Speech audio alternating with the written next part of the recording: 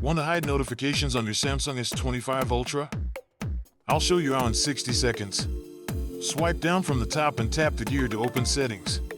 Tap notifications. This is where you control alerts and previews.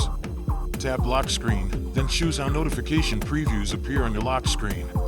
Select hide content to keep message previews private, or choose do not show notifications. Go back and tap app notifications to manage apps individually. Pick an app, then toggle off show notifications to silence it completely. Or open notification categories to disable specific alerts like messages or media. To stop intrusive banners, open an app settings and disable pop-up notifications. For extra privacy, open advanced settings and enable hide content on the lock screen. Test your changes by locking the phone and sending a quick message to confirm. Summary, settings, notifications, lock screen, select hide content. For apps, disable show notifications or adjust categories. You're done.